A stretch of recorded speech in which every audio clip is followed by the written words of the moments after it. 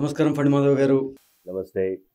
గత 2 భాగాల్లో గణపతి ముని గారి గురించి మీరు అందించిన విశేషాలు మన వీక్షకుల్ని విశేషంగా ఆకట్టుకున్నాయి. ఆ 2 భాగాల్లో కూడా మనం గణపతి ముని వారి సామాజిక దృక్కోణం, స్వాతంత్రోద్యమంలో వారి భాగస్వామ్యం గురించి మాట్లాడుకున్నాం. ఇప్పుడు ఏంటంటే ఇంకొంతమంది అడిగారు మనల్ని, వారి అభ్యుదయ ఆశయాలు కూడా ఉన్నాయి కదా, వాటి గురించి ఇంకా ఇతరత్ర మిగతా ఏమేమి విశేషాలు ఉన్నాయి అవి కూడా చెప్తే బాగుంటుంది అనేటువంటి అభిప్రాయం వ్యక్తమైంది. సో ఈ భాగంలో మనం గణపతి ముని వారి అభ్యుదయ ఆశయాలతో మనం ప్రారంభిస్తే బాగుంటుంది అని నాకు అనిపిస్తుంది. సో వాటి గురించి కొంచెం తెలియజేయండి. తప్పనిసరిగా కావ్యకంఠ వాసిష్ఠ శ్రీ గణపతి ముని గారి యొక్క జీవితంలో ఎన్నో అంశాలను మనం క్షుణ్ణంగా పరిశీలించాలి. ఆయన వ్యక్తిత్వాన్ని కానీ ఆయన ఆశయాల్ని కానీ మనం అర్థం చేసుకోవాలంటే, అయితే ముఖ్యంగా గణపతి ముని గారు సమసమాజ స్థాపనకి కృషి చేయడం, అలాగే తమకు భారతదేశం పట్ల ఉన్నటువంటి ఆ భక్తి, అలాగే ఆ ప్రేమను వ్యక్తపరుచుకోవడం, ఇవన్నీ కూడా ఆయన జీవితంలో ఎన్నో మనం చూసున్నాం. అయితే మరి భరతమాతకు స్వాతంత్రాన్ని కట్టపెట్టడానికి, భారతీయులను అభ్యుదయ మార్గాన్ని నడిపించడానికి, అలాగే భారతదేశాన్ని ఆక్రమించి ఉన్నటువంటి శత్రువులను పారద్రోలడానికి, మన భారతదేశం లోపల జరుగుతున్నటువంటి కుట్రలను ఛేదించడానికి గణపతి ముని ఎంతో కఠోరమైనటువంటి తపస్సు చేశారు. ఉదాహరణకి మీరు సంస్కృత పండితుల్ని తీసుకోండి. సంస్కృతంలో ఎంతో ఘనమైనటువంటి పాండిత్యం కలిగినటువంటి వారైనా కూడా గణపతి మునిలాగా కఠోరమైన నియమాలతో తపస్సు చేసినటువంటి వాళ్ళను మనం చూడజాలము. ఆయన మరి ఎన్నో నియమాలతో ఎన్నో ప్రదేశాల్లో, ఉదాహరణకి ఆయన ఇటు మన త్రయంబకంలో కానీ, అలాగే భువనేశ్వరంలో కానీ, అట్లాగే అరుణాచల క్షేత్రంలో కానీ, పడైవీడు రేణుకా క్షేత్రంలో కానీ, బడబాండేశ్వరంలో కానీ, గోకర్ణం, ఉమామహేశ్వరం, ఇలాగ మహేంద్రగిరి, ఎన్నో ప్రదేశాలలో ఇదే ఆశయాన్ని సాధించడానికి ఆ భగవతిని ఎన్నో ఉపాయాలను అర్థిస్తూ, ఏ విధంగా భారతీయులు తమను తాము సంస్కరించుకుంటే మరి వాళ్ళు ఆ అభ్యుదయ మార్గాన ప్రయాణం చేయగలుగుతారు, భరత జాతి ఏ రకంగా నిజమైనటువంటి కోల్పోయినటువంటి పూర్వపు ఋషి వైభవాన్ని పునఃప్రతిష్టాపన చేసుకోగలుగుతుందనే ఆయన అన్వేషిస్తూ వచ్చారు. ఆయన తపస్సులో అటువంటి దేవతా శక్తిని ఆయన అర్థిస్తూ వచ్చారు. కాబట్టి గణపతి ముని గారి యొక్క అభ్యుదయ ఆశయాలు ఏంటి, మరి ఏ ఆశయ సాధనకు అంతటి కఠోరమైన తపస్సు చేశారనేటువంటిది మనం తెలుసుకోవాల్సిన బాధ్యత ఉంది. ముఖ్యంగా భారతీయులు పరాధీనతకి గురి కాకూడదు. అలా వేరే వాళ్ళపైన ఆధారపడకుండా ఉండాలి అంటే ముందు వాళ్ళకున్నటువంటి సామర్థ్యాలను వాళ్ళు గుర్తు తెచ్చుకోవాల్సిన అవసరం ఉంది. కాబట్టి గణపతి ముని ఏ రకమైనటువంటి వివక్ష లేకుండా జాతి, మత, కుల, వర్ణ, వర్గ, లింగ, వయో వివక్షలు లేకుండా ప్రతి ఒక్క భారతీయ పౌరుడు పూర్వపు ఋషులు మనకు అందించినటువంటి ఘనమైన ఉపాయాలను అర్థం చేసుకొని వాళ్ళ జీవితంలో ఆ విధమైనటువంటి ఉపాయాలను నిబిడీకృతం చేసుకొని, అంటే వాటిని పాటిస్తూ, ఆదరిస్తూ, ఆచరిస్తూ వాళ్ళల్లో దాగి ఉన్నటువంటి, అనగా మనలో దాగి ఉన్నటువంటి గుప్తమైన భగవత్ శక్తిని గుర్తించి ఆ భగవత్ శక్తిని మన యొక్క కార్య సాధనకి, సిద్ధికి వినియోగించుకోగలిగేటువంటి అర్హతను సాధించాలి అని చెప్పారు గణపతి ముని. ఆయన ఎన్నో పాఠశాలల్లో ఉపన్యాసం ఇచ్చారు, ఎన్నో వేదికలపై నుంచి ఉపన్యాసాలు ఇచ్చారు. ఆయన ఉపన్యాసాలన్నిటినీ కూడా సమగ్రంగా మనం పరిశీలించి అందులో ఆయన బోధించినటువంటి సారాంశాన్ని మనం గ్రహించినట్లయితే గణపతి ముని ఎప్పటికప్పుడు భారతీయులను తమలో నిక్షిప్తమైనటువంటి భగవత్ శక్తిని ఉత్తేజపరిచి, అనగా మేల్కొలిపి ఆ భగవత్ శక్తికి అధీనమై వర్తించినట్లయితే మనం మన యొక్క ప్రయత్నాలలో, స్వాతంత్ర ప్రయత్నమే కావచ్చు, తమ యొక్క వ్యక్తిత్వ వికాసమే కావచ్చు, సంఘ అభివృద్ధే కావచ్చు, ఏదైనా కావచ్చు, ఏ కృషి చేసినా సరే అందులో సిద్ధి పొందడానికి ఇది ఒక బృహత్తరమైన ఉపాయం అని గణపతి ముని తెలిపారు. 2, పూర్వపు ఋషుల పాటించినటువంటి విధానాలను మనం మర్చిపోవడం చేతనే మనం ఇటువంటి దుస్థితికి గురవుతున్నాము. అని చెప్పారు. ఉదాహరణకి వ్యవసాయానికి దూరం అవ్వడం, ఇది ఈనాడు కాదు, ఆనాటి నుంచే ఈ వ్యవసాయానికి దూరం అవ్వడం అనేటువంటి లక్షణం, దాని సిమ్టమ్స్ ఆనాటి స్వాతంత్రానికి ముందు నుంచే కనబడుతూ వచ్చాయి. ఎందుకంటే బ్రిటిష్ వాళ్ళు ఈస్ట్ ఇండియా కంపెనీ అని స్థాపించి ఇతర దేశాలలో వాళ్ళు పండిస్తున్నటువంటి వాటిల్ని భారతీయులకు అలవాటు చేయడం, భారతీయుల యొక్క ఆచార సాంప్రదాయాలను చిన్నాభిన్నం గావించడం, తద్వారా మన భారతీయులు పూర్వపు సాంప్రదాయాల నుంచి వైదొలగడం అనేటువంటిది ఆ రోజుల్లోనే జరిగింది. కాబట్టి రెండవ ప్రధానమైన ఆశయం ఏంటి? భారతీయులు వ్యవసాయాన్ని విడువరాదు. మన ఋషులు మనకు బోధించినటువంటి పద్ధతులలో మనం వ్యవసాయం చేసి మన ఆహారాన్ని మనం పండించుకోవాలి. భూమాతను ముఖ్యంగా ఎక్కడైనా చూసిన ఋషుల యొక్క సాంప్రదాయమే కావచ్చు, మన పురాణ వీరుల యొక్క సాంప్రదాయమే కావచ్చు, భూమిని విస్మరించరాదు.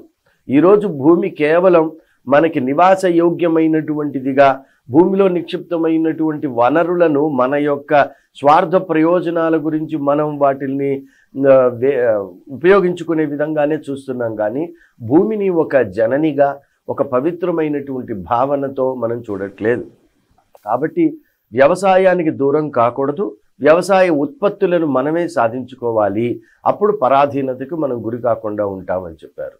అలాగే బాల బాలికలకు ఋషుల యొక్క నిజమైనటువంటి గాథలు, అలాగే మన పురాణ వీరులకు సంబంధించినటువంటి నిజమైనటువంటి గాథలను మనం బోధిస్తూ వారికి మన పూర్వీకుల యొక్క పరిచయాన్ని బాల్యంలోనే చెయ్యాలి. తద్వారా వాళ్ళు పరాధీనతకు గురి కాకుండా, ఇప్పుడు ఉదాహరణకి ఈరోజు కూడా ఏంటి, మా వాళ్ళు చాలా గొప్ప, కానీ ఏ విషయంలో గొప్ప, మన పూర్వీకులు ఏ విషయంలో గొప్ప అనేటువంటిది ఇదమిత్తంగా నిర్దిష్టంగా తెలియట్లేదు. కాబట్టి నిజమైనటువంటి ఋషుల యొక్క, పురాణ వీరుల యొక్క, మన ఇతిహాస గాథలలో ఉన్నటువంటి నిజమైనటువంటి సారాంశం యొక్క పరిచయం మన బాలబాలికలకు చెయ్యాలి. అందుకని గణపతి ముని విద్యా వ్యవస్థని మనం సంస్కరించుకోవాలి అని చెప్పారు. నిజమైనటువంటి విద్య అంటే వ్యక్తి తనలో నిక్షిప్తమయ్యున్నటువంటి మహాశక్తి యొక్క పరిచయాన్ని పొందడం నిజమైనటువంటి విద్యా రహస్యం అని తెలిపారు గణపతి ముని. తర్వాత 4వ ఆశయం, స్త్రీలను అశ్రద్ధ చేయరాదు, స్త్రీలకు సమానమైనటువంటి హక్కులను కల్పించాలి.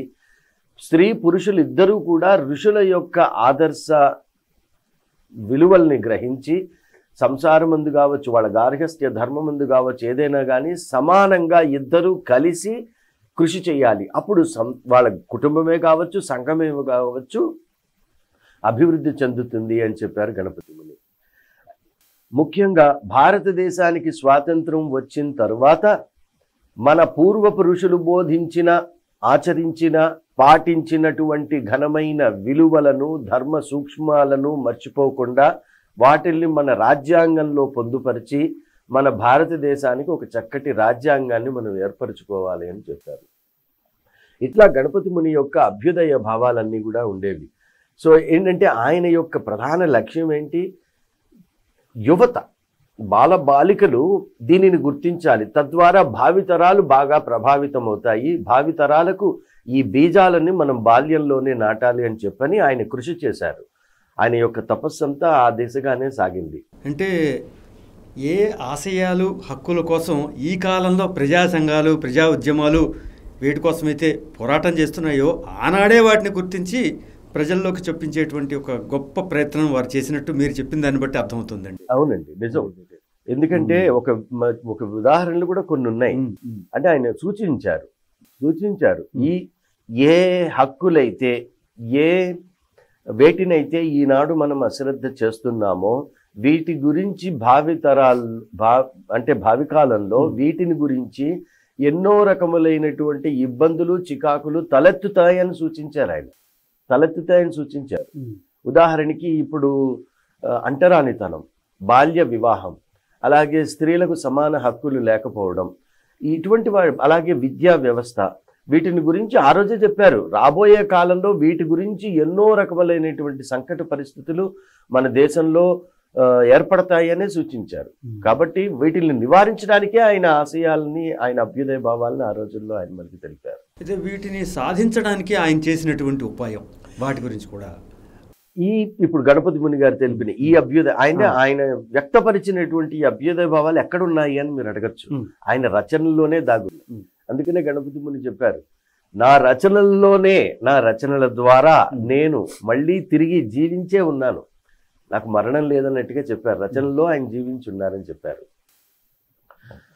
గణపతి ముని గారి యొక్క అభ్యుదయ భావాలన్నీ కూడా ఆయన యొక్క కఠోర తపస్సు ద్వారా ఆయన దర్శించినటువంటి ఈ పూర్వపు వైదిక కాల ఋషుల యొక్క జీవన విధానాలే కావచ్చు, విలువలే కావచ్చు, అలాగే వాళ్ళ యొక్క పద్ధతులే కావచ్చు, అంటే ఇవన్నీ సాంఘిక జీవనం, ఋషుల యొక్క సాంఘిక జీవనంలో ఉన్నటువంటి వాటివే కావచ్చు, ఇవన్నీ కూడా ఆయన మనకి తన రచనల ద్వారా అందించారు. గణపతి ముని దాదాపు 146 రచనలు చేశారు సంస్కృతంలో. వీటిలో మనం కేటగరైజ్ చేసి చూస్తే కావ్య గ్రంథాలు, స్తోత్ర గ్రంథాలు, అలాగే సూత్ర గ్రంథాలు, భాష్య గ్రంథాలు, అలాగే విమర్శా గ్రంథాలు, ఈ రకంగా చాలా గ్రంథాలని ఆయన రచించారు. గణపతి ముని భావితరాలకు తన యొక్క అభ్యుదయ భావాలను తెలుపటమే కాకుండా ఇప్పుడు మనం తెలుసుకున్నటువంటి ఈ అభ్యుదయ భావాల్ని సాధించేందుకు గాను ఉన్నటువంటి ఉపాయాలను కూడా ఆయన యొక్క రచనలలో ఆయన పొందుపరిచి ఉన్నారు. ఉదాహరణకి ఉమా సహస్రంలో మనం చూడగలుగుతాం. ఇంద్రాణి సప్తశతిలో ఆయన ఒక అద్భుతమైనటువంటి కవి, ప్లస్ ఆయన ఒక సిస్టమాటిక్ స్ట్రక్చర్తో ఆయన రచనలు చేసేవాడు. ఇంద్రాణి సప్తశతిలో 700 శ్లోకాలు, 27 స్తబకాలు, ఒక్కొక్క స్తబకానికి 25 శ్లోకాలు. ఇప్పుడు శశివదన స్తబకం, మదలేక స్తబకం, ఇట్లాగా రకరకాల స్తబకాలు ఉన్నాయి. ప్రతి స్తబకంలోనూ కూడా ఆ ఇంద్రానికి భారతదేశం పడుతున్నటువంటి దుస్థితిని తెలుపుకోవడానికి 2వ శ్లోకం, ప్రతి 2వ శ్లోకం. అలాగే ఇప్పుడు ప్రస్తుతం ఉన్నటువంటి దుస్థితి నుంచి బయటపడడానికి 24వ శ్లోకం ద్వారా సహాయాన్ని అందించడం. సో 27 స్తబకాలు ఉన్నటువంటి ఇంద్రాణి సప్తశతిలో 54 శ్లోకాలు భారతదేశం గురించే ఉన్నాయి. దేశం పట్ల వారి తపన ఎంత ఇదిగా ఉండేదో. ఇప్పుడు చరిత్రకారులు ఏ రకంగా అయితే ఆ రోజుల్లో జరుగుతున్నటువంటి వాటిల్ని వాళ్ళ చరిత్ర గ్రంథాల్లో రాశారో, గణపతి ముని తమ యొక్క స్తోత్ర గ్రంథాల్లో ఆ రోజు ప్రజలు పడుతున్నటువంటి బాధలను, దేశం పడుతున్నటువంటి దుస్థితి యొక్క ప్రభావాన్ని ఆయన యొక్క స్తోత్ర గ్రంథాల్లో తెలిపారు. ఉదాహరణకి అగతిమ వీర్యాం అపగత ధైర్యాం అవతు సచీమే జని భువమార్యాం, రక్షించు. అంటే వీర్యాన్ని కోల్పోయి, బలాన్ని కోల్పోయి, నిస్సహాయ దుస్థితిలో ఉన్నటువంటి నా యొక్క ఈ జన్మభూమిని సచి ఇంద్రాణి నీవు రక్షించుగాక. ఇలాగా ఆయన ఎన్నో శ్లోకాలు. అలాగే ఆత్మీయ దేశమును రక్షించమని చెప్పని ఆ జనని అర్థిస్తూ వచ్చారు ఉపాయాలన్నీ. కాబట్టి ఏంటంటే గణపతి ముని యొక్క అభ్యుదయ భావాల్ని మనం చూడగలిగేది ఎక్కడ? ఉమా సహస్రంలో, ఇంద్రాణి సప్తశతిలో, ప్రచండ చండీ త్రిశతి, ఇవన్నీ స్తోత్ర గ్రంథాలు. ఇక సూత్ర గ్రంథాల్లోకి వస్తే గనక గణపతి ముని చేసిన అద్భుతమైన కాంట్రిబ్యూషన్ భారతదేశానికి ఏంటంటే దశమహావిద్యలకి ఆయన యొక్క సూత్ర గ్రంథ వ్యాఖ్యానం మనకు అందించడం. ఇప్పుడు ఎవరైనా సరే చూడండి, ఇప్పుడు ఈరోజు చూసినా సరే మీరు ప్రపంచంలో ఉన్నటువంటి హైందవ సాంప్రదాయాన్ని గౌరవించేటువంటి వాళ్ళు ఎవరైనా కానీ ముఖ్యంగా ఆకర్షితులు అయ్యేది మన యొక్క విద్యల గురించి. అంటే శక్తిని సాధించడానికి ఉన్న వివిధ ఉపాయాలు. ఇవి మన పూర్వకాలం నుంచి మనకి ఋషులు అందించినటువంటివి. కానీ రాను రాను ఇవి కేవలం తంత్రశాస్త్ర గ్రంథాలలోనే నిక్షిప్తమై ఉన్నాయి వివిధ పద్ధతులు. ఆ దశమహావిద్యలకు సంబంధించి ఎన్నో అపోహలు, భయాలు, సంకుచిత భావాలు జనాలలో వ్యాప్తి చెంది వాటిని ఉపాసించడానికి కూడా జనులు భయపడేటువంటి పరిస్థితులు ఏర్పడ్డాయి. గణపతి మునిని కొంతమంది పండితులు వచ్చి అరుణాచలంలో అడిగారు, అయ్యా మరి దశమహావిద్యలు అనేటువంటివి శక్తి సాధకనకి, శత్రు సంహారం నుంచి శత్రువుల నుంచి మనల్ని మనం కాపాడుకోవడానికి, దుష్టశక్తిని పారద్రోలడానికి, మన యొక్క కార్యములలో సిద్ధిని పొందడానికి, అంతిమంగా ఆ భగవద్ దర్శనాన్ని, భగవత్ సాక్షాత్కారాన్ని ఉన్నతమైనటువంటి స్థితిని పొందడానికి ఉపాయాలు కదా. మరి చరిత్ర మన గ్రంథాల్లో చూడబోతే తంత్రశాస్త్ర గ్రంథాలు, ఉదాహరణకి మేరు తంత్రం, రుద్రయామిళ తంత్రం, అలాగే భైరవ తంత్రం, రకరకాల తంత్రశాస్త్ర గ్రంథాల్లో మరి దశమహావిద్యలకి సంబంధించి ఎన్నో అనేకానేకమైనటువంటి, ఒక గ్రంథంలో చెప్పింది ఇంకో గ్రంథంలో పొంతన లేని విధంగా, ఒక గ్రంథాన్ని ఇంకో గ్రంథం ఖండిస్తున్నటువంటి విధంగా ఆచార సాంప్రదాయాల్లో కావచ్చు, సాధనా పద్ధతుల్లో కావచ్చు, ఇతర అలా అన్నిట్లోనూ కూడా వివాదాస్పదమైనటువంటి భావాలు ఉన్నాయి కదా. మరి ఎలాగా అంటప్పుడు ఆయన దశమహావిద్యల్ని సూత్రాలుగా రచించి ఇచ్చారు. ఇది భారతీయులకు గణపతి ముని అందించినటువంటి ఒక ఉపాయం.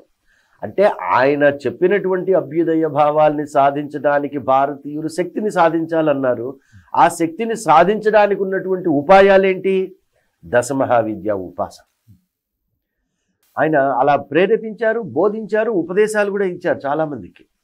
దశమహావిద్యల పేర్లు ఒకసారి చెప్తారు. దశమహావిద్యలు కాళి, తార, సుందరి, భువనేశ్వరి, భైరవి, ప్రచండ చండిక, ధూమావతి, బగళాముఖి, మాతంగి, కమలాత్మిక. ఇవి 10 దశమహావిద్యలు. ఈ 10లోనూ ముందు తెలిపినటువంటి 5 ఏమో పూర్వ పంచకం అంటారు. ఇందులో ఉన్నటువంటి విద్యా సాధనా పద్ధతులు కొద్దిగా వేరుగా ఉంటాయి. తర్వాత తెలిపినటువంటి 5 ఉత్తర పంచకం అంటారు.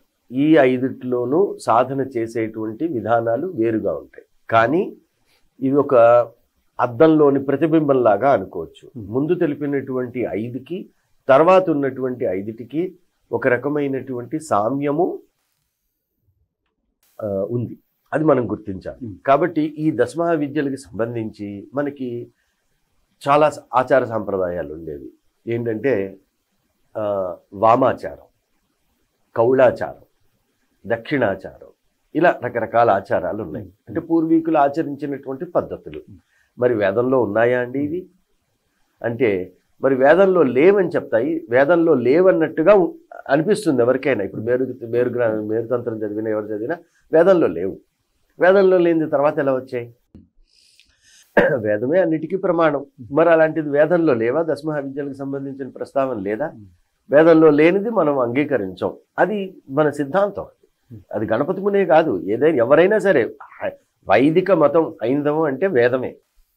అందుకని గణపతి ముని వేదాలను శోధించి వేదాలలో ఈ దశమహావిద్యలకు ఉన్నటువంటి మూలాలను మనకు తెలియజేస్తూ ఈ విద్యలను ఉపాసించేందుకు ఉన్నటువంటి వివిధ పద్ధతులను ఆయన దశమహావిద్యాది సూత్రావళి అనే గ్రంథంలో ఆయన పేర్కొన్నారు. కాబట్టి ఆయన అభ్యుదయ భావాల్ని సాధించడానికి ప్రతి భారతీయుడు కూడా ఈ దశమహావిద్యలలో ఏదో ఒక విద్యను స్వీకరించి ఆ విద్య సాధన ద్వారా తాను ముందు క్రమశిక్షణ, ఆంతర్య వ్యక్తిత్వ వికాసము, ఒక రకమైనటువంటి పవిత్రమైన ఆచరణ, తమ సాంప్రదాయానికి కట్టుబడినటువంటి ప్రవర్తన, ఇవన్నీ చేస్తూ రుజుమార్గంలో ఆ విద్యను ఉపాసన చేసి ఆ విద్యాది దేవత అయినటువంటి భగవత్ శక్తిని సాధించాలి. అది ఇప్పుడు అందరూ ఒకే విద్యలో వెళ్ళలేరు, వెళ్ళాల్సిన అవసరం కూడా లేదు. కొంతమందికి మనకి జన్మతో ఇదో రహస్యం. ప్రతి వ్యక్తి కూడా జన్మతోనే తాను ఏ విద్యను ఉపాసిస్తే ఉన్నతమైన ఉత్తమమైన ఫలితాలను సాధించగలుగుతాడో అనేటువంటివి బాలుడిలోనే ఉంటాయి, బాల్యావస్థ నుంచే ఉంటాయి. గురువు చేయవలసిందల్లా ఏంటంటే ఆ సాధకుడికి ఏ విద్య ఉపదేశం ఇస్తే ఆ బాలకుడిలో ఉన్నటువంటి శక్తిని గుర్తించడానికి సులభతరం అవుతుంది అనేది గుర్తించి ఉపదేశం ఇవ్వాలి. ఆ రకంగా గణపతి ముని మనకి దశమహావిద్యల్ని ఇచ్చారు. ఇది ఒక అద్భుతమైనటువంటి ఉపాయం. అంటే ఆయన అభ్యుదయ భావాల్ని సాధించడానికి మనకు అందించినటువంటి ఉపాయాలు. ఇక్కడ ఒక అంశం అండి, ఈ మధ్యకాలంలో ఒక అభిప్రాయం వ్యక్తమవుతుంది. దశమహావిద్యలు అంటే తీవ్ర దేవతలు, అలాంటి తీవ్ర దేవతోపాసన సామాన్యులకు అవసరం లేదు, సామాన్యులు సాత్విక పూజ చేసుకుంటే చాలు, తీవ్ర దేవతల జోలికి వెళ్ళొద్దు అని చెప్పేసినటువంటి ఒక ఇది కనపడుతుంది. కాళికాదేవి దగ్గరకు వచ్చేసరికి రామకృష్ణ పరమహంస గారేమో సాత్వికంగా చేశారు, అలాగే బలులు అవి ఇచ్చి తీవ్ర సాధన లేకపోతే వేరే వామాచార పద్ధతుల్లో చేసిన వారు ఉన్నారు. దీనికి సంబంధించి మీరు ఏ విధమైనటువంటి లేదా గణపతి ముని వారు ఏ విధమైనటువంటి పద్ధతిని సూచించారు? గణపతి ముని ఎప్పుడు కూడా అటువంటి తీవ్ర పద్ధతుల్లో సాధన చేయమని చెప్పలేదు. ముందు అసలు దశమహావిద్యాది దేవతా శక్తులు తీవ్ర దేవతలు అని అనడానికి గల కారణం ఏంటి? ఆ శక్తి అటువంటిది. అంతే తప్పించి ఆ దేవతలను ఉపాసించకూడదని కాదు, అటువంటి దేవతలు మనకు వద్దు అనేది కాదు. ఆయన ఎప్పుడు కూడా దానిని ఖండించలేదు. రెండు, అటువంటి పద్ధతులను పాటించి చేయవలసిన అవసరం లేదనే గణపతి ముని చెప్పారు. ఇప్పుడు వామాచారం అంటే పంచమకారాలని వినియోగిస్తారు. మద్యం, మాంసం, మీనం, మిథునం ఇట్లాగా. వీటి యొక్క యథార్థాలేంటి? ఉదాహరణకి మేరుతంత్రంలోనే ఈ పంచమకారాలు అనేటువంటి బాహ్య వస్తువులు కాదు, అవి అంతరార్థాలను స్ఫురింపజేస్తున్నటువంటివి. కాబట్టి సాధకుడు తన ఆంతర్యంలో అటువంటి వాటిల్ని వినియోగించాలి ఉపాసనలో దేవికి అని మేరుతంత్రంలోనే చెప్పారు స్పష్టంగా. కానీ అది రుచించదు జనాలకి. ఇప్పుడు భైరవుడికి మద్యం వినియోగించాలి, లేకపోతే ఇంకొక దేవతకి మాంసం వినియోగించాలి, ఇవి మాత్రం బాగా నచ్చుతాయి. ఎందుకంటే అదే చెప్పారు, ఇది వ్యక్తిగతంగా వారి ఇష్టాలతో ముడిపడి ఉండడమే ఒకటి. రెండు, వాళ్ళ దృష్టిలో ఆ దేవత రక్తాన్ని కోరుకుంటోంది, మాంసాన్ని కోరుకుంటోందని. కానీ ఆ దేవత ఎందుకు కోరుకుంటుంది? ఆలోచించి చూడాలి, జాగ్రత్తగా ఆలోచించి. ఇంకా కొంతమంది ఏం చెప్తారంటే మద్య మాంసాలను వినియోగిస్తే తొందరగా దేవత ప్రసన్నం అవుతుంది, మన అభీష్టాన్ని సిద్ధింపజేస్తుంది. ఇవన్నీ కూడా జనాలలో ఏర్పడిపోయినటువంటి అపోహలు, బలంగా ఏర్పడిపోయాయి. గణపతి ముని అందుకని అటువంటి వాటిని జోలికి మీరు పోరాదు అని చెప్పారు ఆయన. అందుకని వామాచారం, కౌళాచారంలో కూడా 2 రకాల మార్గాలు ఉన్నాయని మేరుతంత్రంలోనే చెప్పింది. శుద్ధ కౌళం, అందులో ఇలాంటివి ఉండవు. మరి అసలు ఆ యోని పూజ అనేటువంటిదే అంటే స్త్రీని కూర్చోబెట్టి చేసే యోని పూజ కాదు. యోని అంటే విశ్వానికి సంబంధించినటువంటి సమస్త సృష్టిని ఉత్పన్నము చేస్తున్నటువంటి దానిని లాక్షణిక పరభాషలో యోని అన్నారు తప్పించి అది ఆ యోని కాదు. కానీ అదే మనకి రుచిస్తుంది, లేకపోతే అదే మనకి నచ్చుతుంది, ఆ భావాలే మనకి అర్థమవుతున్నాయి. కాబట్టి గణపతి ముని ఎప్పుడు కూడా వామాచారం, కౌళాచారం జోలికి వెళ్ళమని చెప్పలేదు. తర్వాత ఆయన చేసినటువంటి సాధనా విధానంలో కూడా శుద్ధోపాసన అని చెప్పారు ఆయన. అంటే ఇప్పుడు చూడండి, ప్రతి దేవతకి కూడా 4 రకాల స్వరూపాలు ఉంటాయని ఆయన యొక్క మంత్ర యోగాధికరణం అనే దాంట్లో ఆయన రాశారు. ప్రతి దేవతకి 4 తత్వాలు లేక 4 శరీరాలని చెప్పుకోవచ్చు. అంటే దేవతా శక్తిని దర్శించడానికి ఉన్నటువంటి 4 ఉపాయాలు. ఒకటేంటి? అది భౌతికంగా ఈ ప్రపంచంలో ఆ దేవత యొక్క శక్తి ఏ రకంగా ఉంది, ప్రత్యక్షమవుతోంది అని దర్శించడం ఒకటి. ఇది ప్రతి ఒక్కళ్ళు చేయొచ్చు, ముఖ్యంగా సైంటిస్టులు చేసేది ఇదే. సైంటిస్టులు భగవంతుడిని అధిభౌతికంగా ఉపాసిస్తున్నారు. వాళ్ళు దేవుడని అనకపోయినా అధిభౌతికంగా ఉపాసిస్తున్నారు వాళ్ళ పరిశోధన. ఇప్పుడు మనం ఆదిత్యుడు, అగ్ని, అది భౌతికంగా దర్శించేటువంటి తత్వాలలో భగవంతుడిని గుర్తించడం. ప్రతి దశమహావిద్యాది దేవతని ఇలా చూడొచ్చు. 2, అది దైవికంగా సగుణ ఆరాధన, విగ్రహారాధన చేసేటువంటి వాళ్ళు, లేకపోతే దేవతా సాక్షాత్కారం గురించి చూసేటువంటి వాళ్ళు, అది దైవికంగా ఏ విధంగా ఉపాసన చేయాలి, అది 2. 3, ఆధ్యాత్మికంగా అంటే ప్రతి వ్యక్తి యొక్క ఆంతర్యంలో నిరంతరము ప్రకాశిస్తున్నటువంటి భగవత్ చైతన్యాన్ని ప్రత్యక్షంగా దర్శించడానికి ఉన్నటువంటి ఉపాయం ఆధ్యాత్మిక ఉపాసన. ఇక 4వది ఏంటి? శుద్ధోపాసన.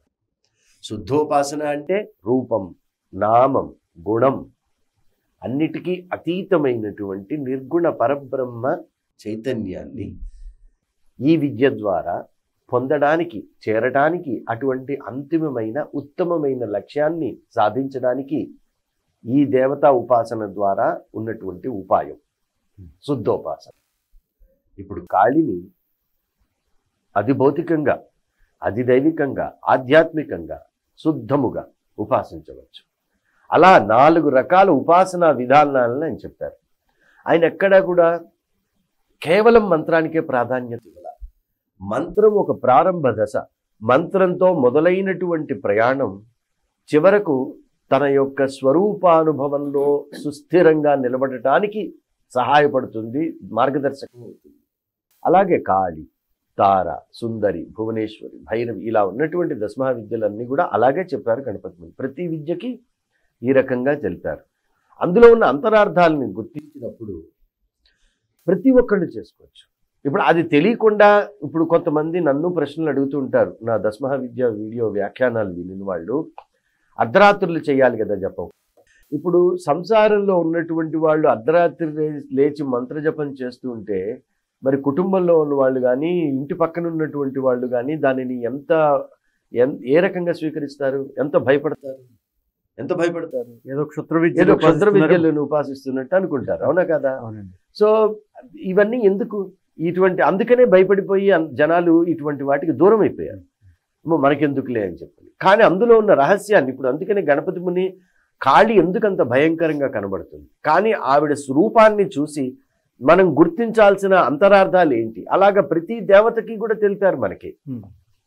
రహస్యం బోధపడిన తర్వాత భయపడం ఇంకా ఆ రహస్యం తెలియనంతసేపే మనం భయపడతాం. ఆ రహస్యాలను ఆయన మరి తెలిపారు. తెలిపడమే కాదు, ఈ విద్యలను ఉపాసించడం ద్వారా మీరు నిజమైన పురాణ వీరులు ఏ రకమైనటువంటి శక్తులను సాధించారో అటువంటి శక్తులను సాధించి మిమ్మల్ని, మీ కుటుంబాన్ని, మీ దేశాన్ని కూడా సంరక్షించుకోగలుగుతారు అని చెప్పారు. ఆ మాట మనం చాలా జాగ్రత్తగా వినాలి. విని ఎలా ఆ శక్తి మనకి సహాయపడుతుంది అనేది గురువు ద్వారా తెలుసుకొని ఆ ఉపాసనలోకి రావాలి. కాబట్టి ఈ అపోహలండి ఇవన్నీ కూడా అపోహలే. మహనీయులు మహానుభావుల్ని చూశారంటే రక్త తర్పణాలు బలుల్ని ఆపించారు. ఇప్పుడు ఆదిశంకరాచార్యులు వారు మరి జంతు బలిని ఆయన ఆపించారు చాలా దేవాలయాల్లో. ఉదాహరణకి బెజవాడ కనకదుర్గ, అలాగే త్రిపురాంతకంలో ఉన్నటువంటి బాలా త్రిపుర సుందరి దేవి, ఇలాగా చాలా చాలా ప్రదేశాల్లో మరి ఆయన సంచరించింది. దేవతలకి కనుక అవే కనుక ఇష్టమైనట్టయితే వీరు బలవంతంగా ఆపించి ఉండేవారు కాదు కదా. సో ఈ క్రమంలో మనం గణపతి ముని గారు ప్రస్తావించినటువంటి వేద విద్యలు, బ్రహ్మ విద్యల గురించి కూడా కొంచెం ఎలాగైతే ఈ దశమహా విద్యల గురించి తెలిపారో వేదంలోనే ఈ విద్యలు ఉన్నాయి. మన ఋషులు ఈ విద్యలను ఉపాసించే మహాశక్తులను సాధించారు. ఆ శక్తి యొక్క ప్రభావం చేతనే వాళ్ళు మనకి ఎన్నో అద్భుతమైనటువంటి ఉపాయాలను భావితరాలకు అందించారు అని ఆయన వేదాన్ని పరిశోధించి వేదకాలం తర్వాత ఉపనిషత్తుల్లో పేర్కొనబడినటువంటి విద్యలకు కూడా వేదంలో మూలాలు ఉన్నాయా అని శోధించి మనకి వేద విద్యలు. ఇప్పుడు దశమహా విద్యలకు ఏ రకంగా అయితే వేదంలో మూలం ఆయన శోధించారో అలాగే ఇప్పుడు దాదాపు 37 బ్రహ్మ విద్యలుగా మనకి వేదకాలం తర్వాత వచ్చినటువంటి ఉపనిషత్తుల్లో పేర్కొనబడినటువంటి ఆ విద్యలకి కూడా వేదంలో ఉన్నటువంటి మూలాలను, ఆ మంత్రాలను శోధించి గణపతి ముని మనకు తెలిపారు. అయితే మనం గమనించవలసింది ఏంటంటే తంత్రశాస్త్రంలో దశమహా విద్యలను పేర్కొనబడినటువంటి ఈ విద్యలే మన పూర్వపు ఋషులు బ్రహ్మ విద్యలుగా మనకు అందించారు వేదంలో అనేటువంటి విషయాన్ని గణపతి ముని ప్రస్ఫుటంగా తెలిపారు. కాబట్టి ఇప్పుడు తంత్రశాస్త్రానికి మూలం ఏంటి? వేదం. ప్రతి విద్యకి, ప్రతి మంత్రానికి మూలం మనం వేదంలో శోధించవచ్చు. అలాగా ఈ బ్రహ్మ విద్యల్ని మనకి తెలిపారు. ఆయన చేసిన రచనల్లో ఇవి మనం ప్రత్యక్షంగా చూడగలుగుతాం. ఉదాహరణకి బ్రహ్మ విద్యలు ఏంటి? ఉపనిషత్తు మనకు తెలుపుతున్నటువంటిది ఛాందోగ్య ఉపనిషత్తు, బృహదారణ్యకోపనిషత్తు, ఇలా ఉన్నటువంటి ఉపనిషత్తులో ప్రధానమైనటువంటి విద్యలు ఏంటి? సంవర్గ విద్య. ఈ సంవర్గ విద్య దశమహా విద్యలలో కాళీ విద్య. కాళీ శుద్ధోపాసన, వాయవ్యోపాసన, వాయువును ఉపాసించుట. ఎందుకని? కాళీ అంటే క్రియాశక్తి, అంటే ప్రాణశక్తి. కాళీ ప్రాణశక్తి. ఆ ప్రాణశక్తిని ఉపాసించినటువంటి ఋషులు ఎవరు? మనకి సంవర్గ విద్యలో ఆ రహస్యాలు ఎలా తెలిపారంటే మనకి రైకుడు, జానశ్రుతి అని 2 వ్యక్తుల మధ్య జరిగినటువంటి సంవాదంగా గుప్త లాక్షణిక భాషలో మనకి విద్యను బోధించారు ఉపనిషత్తుల్లో. వేదంలో ఉంది. ఇది సంవర్గ విద్య. నేను క్రిటిసైజ్ చేస్తున్నానని కాదు, పాఠకులే అర్థం చేసుకోవాలి అంటే మనకు జరిగిన ప్రమాదం ఏంటనేది. ఉదాహరణకి ఈ సంవర్గ విద్య అనేటువంటి దానికే పేరు మార్చి ఇదేదో ఇంకొక విద్య అని చెప్పని, ఇది అనాపానసతి అని, లేకపోతే వాయువు మీద, శ్వాస మీద ధ్యాస అని చెప్పని ఇదో కొత్త విద్యగా మనకి చెప్పుకుంటూ వచ్చారు. కానీ ఇది పూర్వకాలం నుంచి, కొన్ని వేల సంవత్సరాల నుంచి ఋషులు ఉపాసించిందే. ఇప్పుడు ఋషులు దీనిని ఉపాసించారని చెప్పకపోవడం వలన వచ్చిన ప్రమాదం ఏంటి? మన ఋషులు ఏమి అందించలేదు, ఈ కాలంలో వచ్చినటువంటి ఈ గురువులు ఆ విద్యను కనిపెట్టారు అని. రమణ మహర్షి చెప్పినట్టు కొత్తది ఏది కనిపెట్టబడలా, శోధించి వెలికి తీసాం అంతే. సంవర్గ విద్య అనేటువంటిది ఋషులందరూ ఆచరించి, నా సంవర్గ విద్యకే ఇప్పుడు శ్వాస మీద ధ్యాస లేకపోతే ఇంకోటి అనే పేర్లు మార్చి దానిని బోధించుతూ వచ్చారు. తర్వాతది ఏంటి? అలాగే ఉన్నది అక్షరోద్గీత విద్య, ఉద్గీత విద్య. ఉద్గీత విద్య అనేది డైరెక్ట్గా ఆదిత్య సంబంధమైనటువంటి విద్య. ఆదిత్య సంబంధమే చాలా మహాశక్తివంతమైన విద్యగా మనకి ఉపనిషత్తుల్లో, అలాగే వేద మంత్రాల్లోనే ఉంది ఉద్గీత విద్య గురించి. ఇదే అక్షరోద్గీత విద్య అని ఉంది, ఇది మనకి బ్రహ్మ విద్య. అలాగే ఆకాశ ఉద్గీత విద్య, దీనినే పరోవరీయసి విద్య అంటారు, ఇదే భువనేశ్వరి విద్య. ఇందాక చెప్పిన ఉద్గీత విద్య తారా మాతంగి విద్యలవి, తారా మాతంగి కలిపితే ఉద్గీత అక్షరోద్గీత విద్య. అలాగే జాబాల విద్య, సాండిల్య విద్య, ఉపకోశల విద్య, మధు విద్య, ఇలా రకరకాల విద్యలు మనకు ఉపనిషత్తుల్లో తెలిపారు. ఇవి మళ్ళీ ఋషుల యొక్క సంవాదంగా తెలిపాయి. ఇప్పుడు సత్యకామ జాబాల సంవాదంగా ఉన్నటువంటిది జాబాల విద్య, భృగువు వారుని యొక్క సంవాదంగా ఉన్నటువంటిది భృగు విద్య, సాండిల్య మహర్షి అనుష్ఠించినటువంటిది సాండిల్య విద్య. ఇలా ఎన్నో విద్యలు మన ఋషులు బోధించినవి. మనం చేయవలసింది ఏంటంటే, మన ఋషులు చేసిన సాధన ఇది కాబట్టి ఇవి మనం స్వీకరిస్తే మనకి సిద్ధిస్తాయి, అందులో ఉన్న రహస్యాలు ఇవి అని ప్రస్ఫుటంగా బయటికి తీసుకొచ్చి ప్రచురించాలి. గణపతి ముని అదే చేశారు. ఇవి కూడా నా వీడియోల్లో నేను మొత్తం అన్నిటికీ వ్యాఖ్యానం చెప్పాను. కాబట్టి ఈ బ్రహ్మ విద్యలు అనేటువంటివి ఏంటి, మళ్ళీ చూడండి, జాతి మత కుల వివక్షణ లేకుండా అందరూ చేయగలిగినటువంటివి. ఎందుకని? జాగ్రత్తగా వినండి, ఇది జన్మతో మనకి వచ్చిన, అంటే మనం పుట్టాక మనకు ఉన్నటువంటి కుల వ్యవస్థకి సంబంధం లేనటువంటివి. ఎందుకని? జీవించి ఉన్నటువంటి ప్రతి జీవి యొక్క శరీరంలోనూ మనస్సులోనూ ఈ శక్తి ప్రకాశిస్తూనే ఉంది. వాడు ఏ కులం వాడైనా కావచ్చు, ఎక్కడ పుట్టినవాడైనా కావచ్చు, ఏదైనా కావచ్చు. కాబట్టి ప్రాణంతో ఉన్నటువంటి ప్రతి వ్యక్తిలోనూ ప్రకాశిస్తున్నటువంటి భగవత్ చైతన్యాన్ని దర్శించడానికి, ఆరాధించడానికి ఉన్నటువంటి ఉపాయాలే ఈ బ్రహ్మ విద్యలు. సో ఇందాక మీరు అడిగారు చూసారా, ఆయన యొక్క అభ్యుదయ భావాలను సాధించడానికి భావి తరాలను ఆయన ఉత్తేజపరిచినటువంటి విధి విధానాలు లేకపోతే అటువంటి ఉపాయాలు ఎలా తెలిపారు? దశమహా విద్యా సూత్రావళిలో ఉపాసనా విధానాలను తెలపడం, ఆయన యొక్క ఈ వేద విద్యలు బ్రహ్మ విద్యలను ప్రస్తావించినటువంటి విశ్వమీమాంస భాగంలో వీటికి సంబంధించినటువంటివి తెలపడం. అలాగే విశ్వమీమాంస అనేటువంటిది ఒక అద్భుతమైనటువంటి వర్క్. గణపతి ముని వైదిక రహస్యాలను అన్నిటినీ కూడా విశ్వమీమాంస అనేటువంటి గ్రంథంలో ఆయన ప్రస్తావిస్తూ వచ్చారు. అలాగే తత్వమీమాంస అనేటువంటిది ఇంకో గ్రంథం, తత్వాన్ని ఇంట్రాస్పెక్ట్ చేయడం తత్వమీమాంస. అట్లాగే ఆయన రచించిన చాలా వరకు గ్రంథాలు ఇలా ఇటువంటి అంతరార్థాలనే మనకి ప్రబోధిస్తూ వచ్చాయి. వేదం నుంచి వచ్చినటువంటివి తర్వాత కాలంలో ఎలా పరిణామం చెందాయి, మానవులు తమ యొక్క స్వార్థానికి లోబడి ఏ రకంగా వీటిల్ని కలుషితం గావిస్తూ వచ్చారు అనేటువంటిది ఆయన స్పష్టంగా తెలపటమే కాకుండా వాటిల్ని సంస్కరించుకొని అటువంటి ప్రమాదంలో పడకుండా మనకింతటి జంజాటన అవసరం లేదు, మనం సరళమైనటువంటి మార్గంలో భగవదోపాసన చేసి భగవత్ శక్తిని సాధించగలుగుతాం అని ఇటువంటి ఉపాయాలను మనకి తెలిపారు. సో ఆధ్యాత్మిక పురోగతికి అలాగే అభ్యుదయాల సాధనకి ఇన్నిన్ని విధాలుగా వారు మనకి వారి యొక్క రచనల ద్వారా గ్రంథాల ద్వారా ఇన్ని మార్గాలను వారు సూచించారు. ఇప్పుడు ఏంటంటే ఇంద్రాణి సప్తసతి, ఉమా సహస్రం, ప్రచండ చండి త్రిశతి, ఇంద్ర సహస్రనామం, అలాగే శివ శతకం, ఇట్లా ఉన్నటువంటి హేరంబోపస్థానం, ఇటువంటి స్తోత్ర గ్రంథాలలో కూడా ఆయన ఫలశ్రుతి కనుక మనం చూసుకున్నట్లయితే ప్రతి స్తోత్ర గ్రంథంలోనూ కూడా భారతీయుడు భరత జాతి అభ్యుదయానికి అలాగే తన యొక్క అభ్యుదయానికి ఏ రకమైనటువంటి శక్తిని అర్థించాలి, ఆ వ్యక్తికి గానం చేస్తున్నటువంటి వ్యక్తికి ఏ రకంగా సహకరిస్తుంది ఈ స్తోత్రం అనేటువంటిది ప్రత్యక్షంగా దాంట్లో తెలుపుతూ వచ్చారు.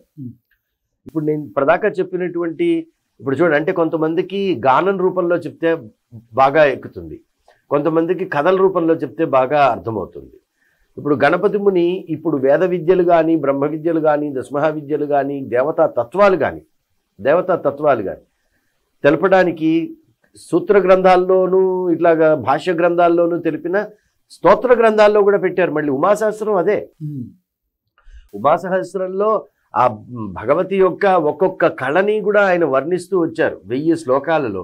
సో అందులో కూడా మళ్ళీ కాళీ, తారా, సుందరి, భువనేశ్వరి, భైరవి, బగళాముఖి ఇట్లా ఉన్నటువంటి దేవతలను, అలాగే బ్రహ్మ విష్ణు మహేశ్వరుడు అని చెప్పిన పురాణాల్లో చెప్పినటువంటి తత్వాలకి వేదంలో ఉన్నటువంటి నిజార్థాలను, అలాగే ఇక ఆ శక్తి యొక్క ప్రభావాన్ని, భగవత్ శక్తి ఏ రకంగా పనిచేస్తుందని చెప్పడానికి ఇవన్నీ కూడా ఆయన మరి ఉమాసహస్రంలో, ఇంద్రాణి సప్తశతిలో, శివశతకంలో వీటన్నిటిలోనూ పెట్టారు మనకి.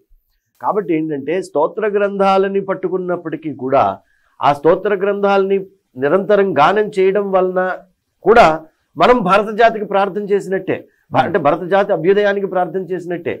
ఇందాక నేను మీకు చెప్పాను చూసారా, ఇంద్రాణి సప్తశతిలో అలాగే ఉమాసహస్రంలో కూడా దేశాన్ని కాపాడమని, దేశం యొక్క దుస్థితిని తెలుపుకుంటూ, భారతీయులు అప్పట్లో అంటే ఆహారం లేక, రేషన్ రోజులు ఆహారం లేక, వాళ్ళ పంట పొలాలు నాశనం అయిపోయి, లేకపోతే వాళ్ళకి సరైనటువంటి ఇది లేక బానిస బతుకులు బతుకుతున్నటువంటి వాళ్ళ యొక్క దుస్థితిని ప్రత్యక్షంగా దర్శించినటువంటి గణపతి ముని మరి హృదయ విదారకం.